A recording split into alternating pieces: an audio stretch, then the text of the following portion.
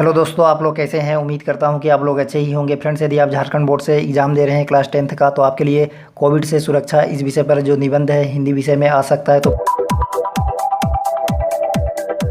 Friends, जैसा कि हम लोग जानते हैं कि कोविड से सुरक्षा निबंध लिखते वक्त हमें 4 बिंदु पर ध्यान देना होगा, क्योंकि यह पॉइंट आपको वर्णन करना ही है। पहला पॉइंट आपका रहेगा कोविड क्या है, उसके बाद आपका दूसरा पॉइंट रहेगा कोविड से सुरक्षा के उपाय, उसके बाद तीसरा पॉइंट रहेगा लापरवाही का नतीजा और सबसे आखिरी पॉइंट रहेगा निष्कर्ष। तो फ्रेंड्स, आपको चारों पॉइंट लिखना है। यदि आप 4 पॉइंट लिख देते हैं तो आपका जो नंबर है बिल्कुल भी नहीं कटेगा। तो फ्रेंड्स, मैं यहाँ लिखा हूँ कोविड क्या है, यह है पहला पॉइंट।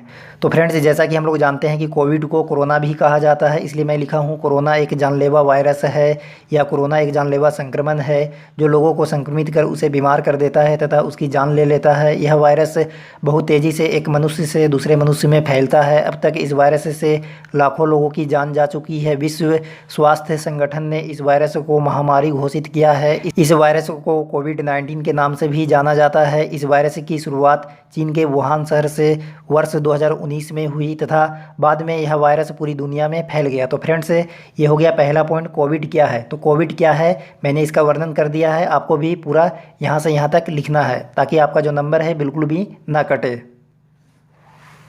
फ्रेंड्स, अब आते हैं पॉइंट नंबर 2, सुरक्षा के उपाय। कोविड से बचने के क्या क्या उपाय हैं। इस वायरस से बचने के निम्नलिखित उपाय हैं, जैसे सामाजिक दूरी का पालन करना, अपने हाथों को बार बार धोना, साफ सफाई का पूरा ध्यान रखना, मास्क पहनना, खांसते या छींकते समय अपनी नाक को रुमाल या टिश्यू पेपर से ढकना, खुद को वैक्सीनेट करना। तो फ्रेंड्स, ये हो गए सुरक्षा के उपाय। अब आते हैं तीसरा पॉइंट, लापरवाही का नतीजा। यदि हम लापरवाही करेंगे तो कोरोना हमें क्या क्या नुकसान पहुंचाएगा। यदि हम लापरवाही करेंगे तो कोरोना हमें संक्रमित कर देगा और हमारे संपर्क में आने से दूसरे लोग भी हमसे संक्रमित हो जाएंगे, यहाँ तक कि हमारी जान भी जा सकती है। इसलिए यह ज़रूरी है कि हमें सरकार द्वारा जारी दिशा निर्देश का पालन करते हुए हमें अपना कार्य करना चाहिए। तो फ्रेंड्स, सरकार ने जो भी गाइडलाइंस जारी किए हैं कोरोना से बचने के लिए, हमें पूरा उसका ध्यान रखना चाहिए और पालन भी करना चाहिए ताकि हम संक्रमित होने से बच सके और दूसरों को भी बचा सके। तो फ्रेंड्स, लापरवाही का जो नतीजा है, हम लोगों ने 2019 से 2021 के दरमियान देखा कि लोगों को अस्पताल में एडमिट होने के लिए सीटें नहीं मिल रही थी और लोग ऑक्सीजन की कमी के कारण अपना दम तोड़ रहे थे। तो फ्रेंड्स, इस बात को कौन भूल सकता है कि 2 वर्षों तक लगातार हमारे देश के इतिहास में पहली बार ऐसा हुआ कि स्कूलों को बंद करना पड़ा और देश की जो अर्थव्यवस्था है पूरी तरह से चौपट हो गया और यातायात के साधनों को भी बंद करना पड़ा। तो फ्रेंड्स, यह सब जो स्थिति उत्पन्न हुई हमारी लापरवाही के कारण ही उत्पन्न हुई। यदि हम शुरू में सावधान हो जाते, सतर्क हो जाते तो ऐसी स्थिति उत्पन्न नहीं होती। तो फ्रेंड्स, इसलिए लापरवाही का जो नतीजा है बहुत ही बुरा निकलता है। इसलिए यह ज़रूरी है कि सरकार ने जो भी कोविड-19 से बचने के लिए दिशा निर्देश जारी किए हैं उसे हमें पालन करते हुए अपना कार्य करना चाहिए ताकि फिर से वह स्थिति दोबारा उत्पन्न ना हो और हम कोविड के संक्रमण से बच सके।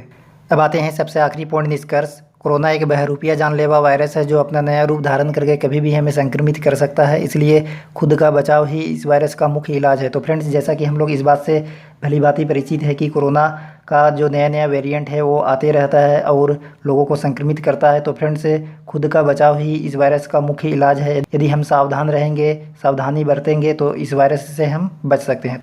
तो फ्रेंड्स, आई होप कि आप सभी को कोविड से सुरक्षा इस विषय पर निबंध समझ में आ गया होगा। यदि अच्छा लगे तो वीडियो को लाइक कर दीजिए, चैनल को सब्सक्राइब कर दीजिए। आज का वीडियो वहीं तक। धन्यवाद। Thanks for watching. आपका दिन शुभ हो।